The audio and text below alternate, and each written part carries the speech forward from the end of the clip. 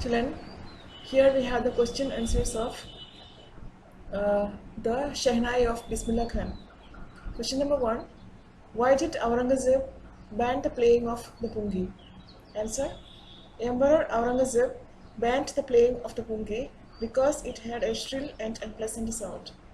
It became the generic name for Erudite noisemakers. Due to its unpleasant sound, it was banned in the royal court. Question 2. How is a Shehnai different from pungi? Answer. Unlike pungi, Shehnai is a pipe with a natural hollow stem that is longer and broader. It also has 7 holes in its body. When it is played by the closing and opening of some of the holes, it produces soft and melodious sounds. Hence, it is different from the pungi. Question 3. Where was the Shehnai played traditionally? How did Bismilla Khan change this? Answer. The Shehnai was traditionally played in the royal courts, temples and weddings. Bismilla Khan changed this by improvising and creating ragas that were earlier considered to be beyond the range of Shehnai. 4. When and how did Bismilla Khan get his big break? Answer. Bismilla Khan got his big break with the opening of the All India Radio in 1938. He soon became an often heard Shehnai player on radio. 5. Where did Bismilla Khan play the Shehnai on 15th August 1947? Why was the event historic? Answer. On 15th August, Bismilla Khan played the Shehnai from the Red Fort. It was a historic day as India gained independence on that day. He became the first Indian to greet the nation with his Shehnai. 6. Why did Bismilla Khan refuse to start a Shehnai school in the USA? Answer. Bismilla Khan's student had asked him to head a music school in the USA, but he refused because he could not live outside India. The student promised that he would recreate the atmosphere of Benares by replicating the temples in the city. To this, Bismilla Khan wanted to know if his student could also transport the river Ganga.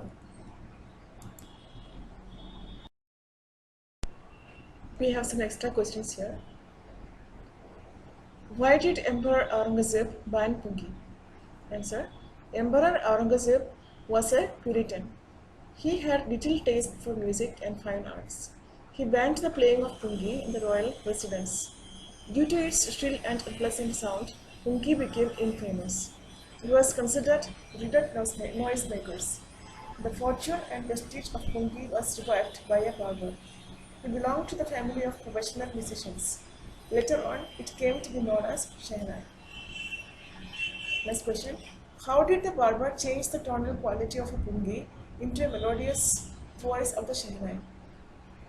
Answer. A barber who belonged to a family of musicians decided to improve the tonal quality of the pungi. He chose a pipe with a natural hollow stem. It was longer and broader than pungi. He made 7 holes on the body of the pipe. He played on it. Soft and melodious sounds were produced. The barber played it before the royalty and it came to be known as Shehnai. Next question. What do you know about the early life of Bismilla Khan? Answer. As a 5-year-old boy, Bismilla Khan played Gilli Danda near a pond in the ancient estate of Dumrao in Bihar.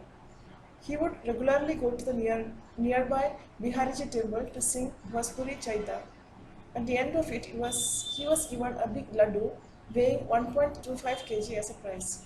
He then shifted to Benares to his maternal uncle's house and learned playing Shehnai from him. Next question. How did Bismilla Khan take to music? Answer. Bismilla Khan took to music early in life. When he was 3 years old, his mother took him to his maternal uncle's house in Benares. Bismilla Khan was fascinated watching his uncle practice the Shehnai.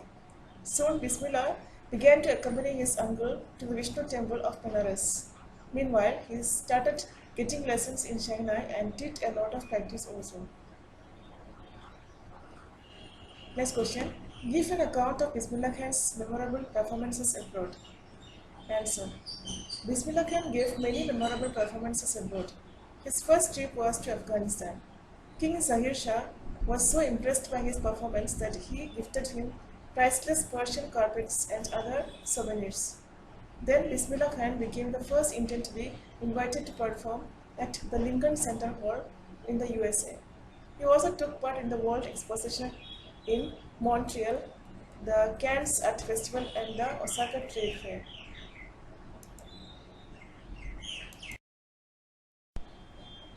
The last question: how was Pungi came to be named Shehnai? Answer: a barber from a family of professional musicians decided to improve the pungi. He chose a pipe with a hollow stem that was longer and broader than the pungi.